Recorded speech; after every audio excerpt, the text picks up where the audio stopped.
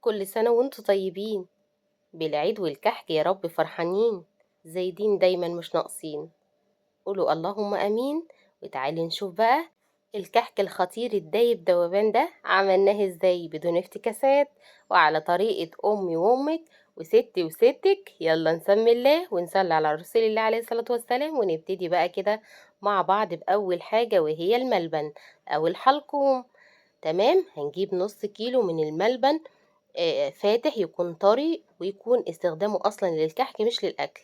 تمام، النقطة دي هنبتدي كده نجيب مكسرات عندي مجروشة 3 معالق كده، وهضيف كمان معلقتين من الزبدة أو السمنة واعجنيهم كويس جدا بإيديكي. تمام، طبعا المكسرات عبارة عن عين جمل، لوز، فستق، بندق. طبعا الخطوة دي اختيارية جدا، انا عملته معاكم سنين كتير كان سادة، بس قلت المرة دي اغير يعني. جبت طبق هنا كده وابتديت اديت له برضو مسحة من المادة الدهنية، وهنا هبتدي اوزن قطع الملبن معايا. هي لو بالنظر كده مش هتوزني، بتبقى قد البلية. تمام، بالميزان 7 جرام. كورت كل الملبن معايا بالشكل ده. تعالوا بقى للدقيق. الدقيق ده اهو زي ما انتوا شايفين، صالح لجميع الاغراض. انا اول مره بصراحه اجيب الدقيق ده، بس هو اللي رشحهولي العطار وكان كويس جدا. نخلتي عندي كيلو الدقيق، هبتدي ضفت عليه ريحه كحك بودر نص معلقه صغيره.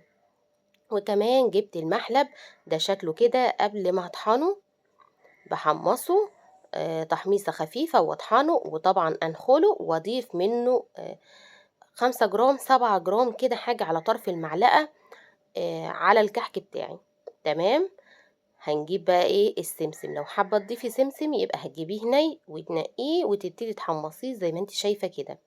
بحمصه بقى زي ما انا حابة، اللون اللي انا عايزاه اهو. انا بقى مش عايزة ازود من كده، خلاص كده هطفي النار وهاخد من السمسم ده 3 معالق بس.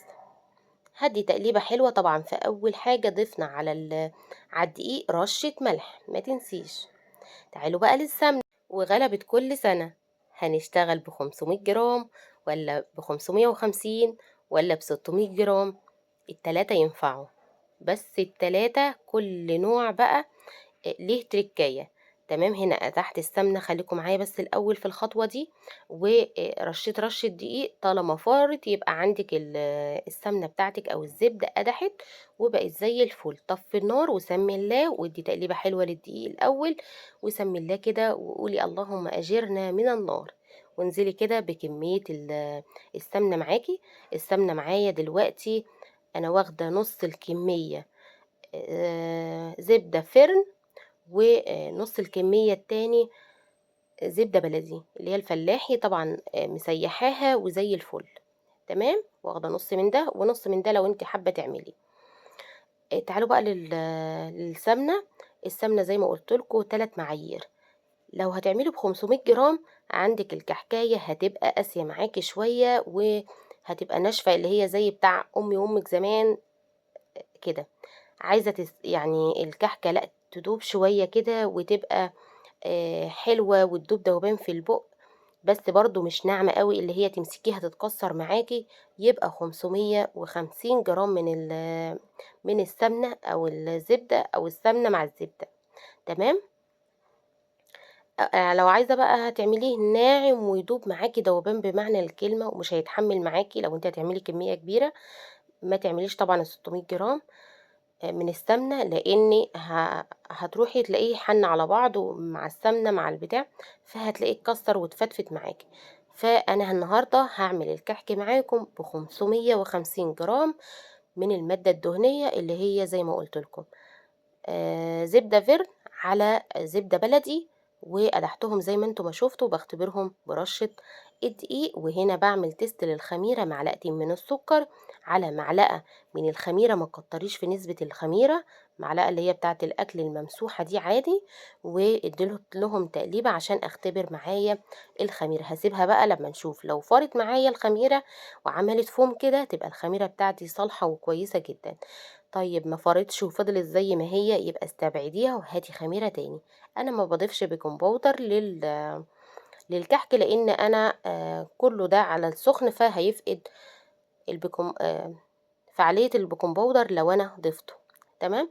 هنا بقى باعمل عملية بس طبعًا سِبت عندي العجين مع العجين هدي معايا وبرد معايا، وابتديت إن أنا بسيته كويس جدًا، جدًا. وأهم حاجة في الكحك هو البَسْت، بتسيه كده على إيديكِ كويس جدًا، ولمّا يهدى طبعًا وتقدري إن أنتِ تتحمّلي درجة حرارته، وبعد كده سمّي الله وقلّبي الخميرة اللي إحنا ضِفنا عليها إيه، معلقتين من السُكّر ومعلقة ممسوحة من الخميرة الفورية، انزلي بيها كده ما باعجنش، أنا باقلّب بصوابع إيديّا. معايا كوباية من اللبن أو الحليب، تمام. طبعًا دافي جدًا، جدًا.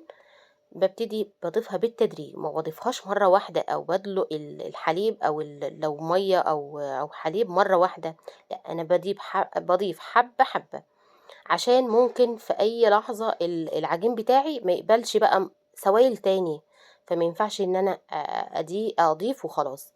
واحدة، واحدة، لإن كل دقيق بيختلف عن التاني ل لتقبُّله للسوايل يعني أو شُربه للسوايل.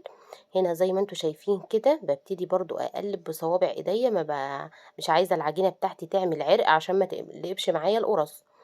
تمام. باخد كل قطعة بعد ما بالِم كده ما شاء الله عجينة بتلِم نفسها بنفسها، بتلاقي إيديكِ نضيفة، وكمان الحاجة اللي أنتِ بتل بتعجني فيها بتبقى نضيفة بالشكل ده.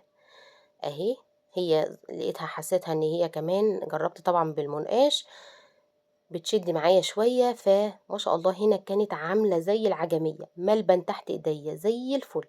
أهو المنقاش خطير جدًا. اتبقيت يعني استخدمت كوباية إلا ربع من الحليب، لإن هي الكوباية الأول ما كانتش مليانة، واتبقيت كمان معلقتين 3 أهُم في الكوباية، فيبقى استخدمت كوباية إلا ربع من اللبن. طيب حد هيقول لي هنا طب اللي أحسن مَيّة والّا لبن أو حليب؟ لو هتعملي كمية كبيرة يبقى اعجني بمَيّة فاترة بنفس المقدار، اللي هي المَيّة الدافية. تمام. لو هتعملي بقى حاجة على قد الكيلو، 2 كيلو، 3 كيلو اللي هو هيخلصوا كده في اليومين بتاع العيد، فخلاص اعجني بلبن وأنتِ متطمنة. ال اللبن بيقصّر عمر الكحكاية، يعني ما بيخلّيهاش تعيش لفترة طويلة، لكن لو هتعجني بمَيّة طبعًا الكحكاية بتاعتِك بتعيش وتقعد معاكِ كذا شهر ما يجرالهاش أي حاجة، ولا تعمل عفن لا قدّر الله أو ريحة أو أي حاجة خالص. تمام. تعالوا أقول لكم بقى أنا عملت إيه. مسكت العجينة كلّها قطّعتها بالشكل ده كويرات. حجم الكحكاية بتاعتي طبعًا أنا جنبي ميزان وباوزن عليه. حجم الكحكاية خلّيه كلّه 20 جرام. تمام. وابتديتِ إن أنتِ بقى خلّصتِ كل الكمية، بتلاقي عندِك كده الكحكاية طبعًا من السمنة اللي أنتِ حاطاها بتبتدي تشد معاكِ وتنشف، ده أمر طبيعي خالص. بتمسكيها ما بين كفوف إيديكِ كده وتدعكيها وتمرّنيها، بترجع زي الفل معاكِ زي الملبن. بتعملي فيها تجويف وتحطي الملبنية بتاعتِك وتكوّري بقى. وطبعًا جبت الصواني بتاعتي اللي هي الألمونيا، أحسن حاجة تسوّي فيها الكحك أو أي مخبوزات الألمونيا. أنا ما ضفتش على الصواني أي مادة دهنية خالص، الكحك بتاعي واخد نسبة كويسة جدًا من المادة الدهنية، وبابتدي أسيب ما بين كل كحكاية وكحكاية مسافة. وطبعًا بتشغّلي الفرن كده وأنتِ بتبسطمي أو بتنقشي الكحك بتاعِك. أنا بصراحة استسهلت وبسطمت على طول، وأنتِ براحتك خالص. كل سنة وأنتم طيبين. لو في أي سؤال اكتبوا لي في الكومنتات. زي ما قُلت لكم درجة الحرارة مهمة جدًا. اللي محشي ملبن أو عجوة بيدخل على درجة حرارة 200، والسادة بيدخل على درجة حرارة 170 أو 180 على حسب درجة حرارة فرنِك. وعايزة كل الكومنتات تكتب تسلم إيدِك يا دودو. ده السادة أهو، اللي بعيد ده سادة، واللي قريب ده اللي بالملبن. كان خطير جدًا ما شاء الله اللهم بارك. جربوه. سنين طويلة وإحنا بنعمله مع بعض. يا رب دايمًا كده متجمعين. الكحكاية بتاعتي بتدوب دوبان. الملبناية دايبة جواها، وحاجة كده ما شاء الله اللهم بارك زي العسل. قاعدة الكحكاية كده مفرغة تفريغات بسيطة تحفة، معنى كده ان الكحكاية بتاعتي ناجحة جدا. تعالوا بقى اقول لكم لما تيجوا تحفظوه، احفظوه في علبة محكمة الغلق، وكمان السكر دي فيه عندي التقديم، وبألف هنا وشفا.